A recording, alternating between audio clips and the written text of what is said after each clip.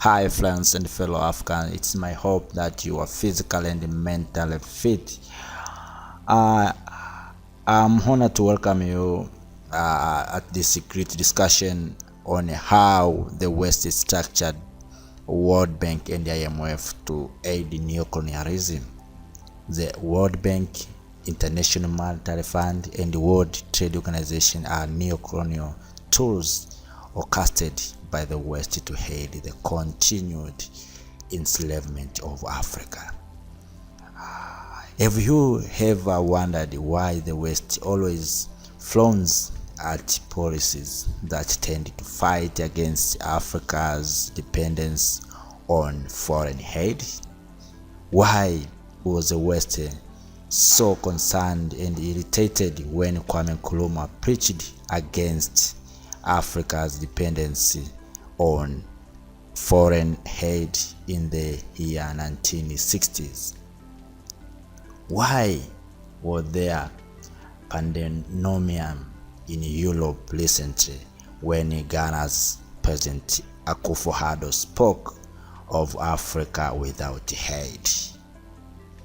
France's President Macron could not believe his ears. Why does the conceptual West want Africa to continually borrow from them and increase the continent's debt status? Indeed, there is more than meets the eye. It is not a secret that Africa is experiencing extreme poverty and are light years behind other developing countries in Europe or America and Asia.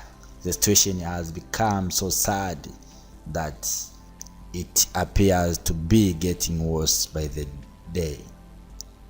The various countries in the continent are experiencing the same challenges of hunger, disease, illiteracy, underdevelopment, poor leadership, and civil war. But Africa's biggest problem, and perhaps the root cause of the other aforementioned challenges, is its debt to the colonial masters. One would have thought that after independences, African countries will explore self-sustainable models and cut the dependence channel to its colonial masters. Sadly, there is not the case. It raises the biggest question mark on Africa's dependence and Africa independence. How can we say we are truly independent when we still depend on the crumbs from the table of our colonial masters? Africa isn't truly independent yet, and debt is one way in which the slave master have ensured this. The colonial master have continued to maintain its stronghold on Africa through its pretense of offering economic support through the World Bank, International Monetary Fund, and World Trade Organization. The World Bank and the International Monetary Fund were created in 1944 and are jointly referred to as the Bretton Woods institutions. It was created with the purpose of providing help and support in the rebuilding of economies that were affected by World War II. This was to be achieved through a well-structured international trade organization, but it was not until 1995 that the World Trade Organization was formed. The West has succeeded in using both the World Bank and the IMF to create and enforce policies in the guise of world trade or aid that has enabled them to hold Africa by the neck.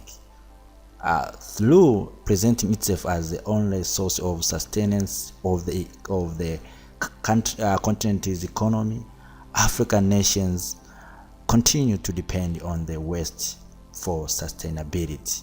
Meanwhile, what the West has done in reality is to maintain the channel of colonialism as it has always been. When you look closely, you will find out that the same policies that continue to enslave African nations and plunge them further into debt favors the bigger nation in no small way. It gives them unprecedented control over our economy, resources, and the markets.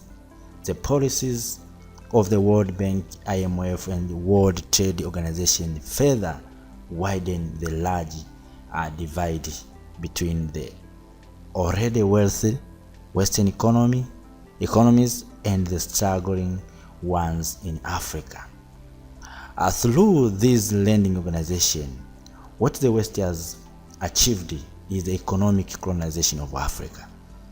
This gives them more access to exploit Africa's nations and continues to do as much damage to the continent as imperial colonialism did in the past. It is not surprising that despite the large amount which the World Bank and the IMF claim to have lent African nations, this is very little or nothing to show for it. The World Bank alone lent US dollar 25 billion a year to developing countries for the financing of the development projects and economic reform. What have these countries gained over the years?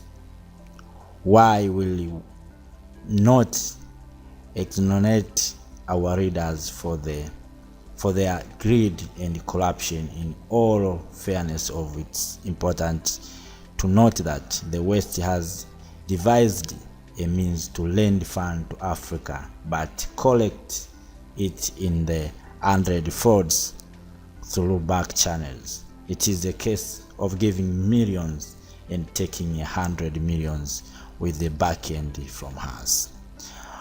We must face the facts that the West does not want Africa to develop because it does.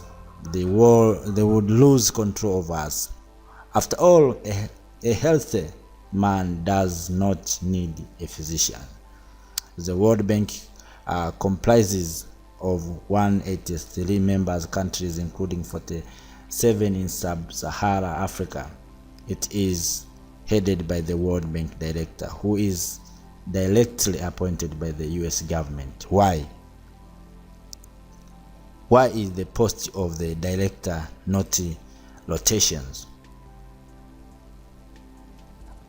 So, read between the line and you will discover that these organizations are indeed tools of neocolonization or neocolonialism. Africa without foreign aid is the first and perhaps most important step toward the true independence of Africa. So, fellow Africans, what is your opinion? What is your thoughts? Please give your comment on this. Thank you for watching. Don't forget to subscribe, like, and share our video. This is the place where we share thoughts and idea about Africa. We love Africa. We want great Africa.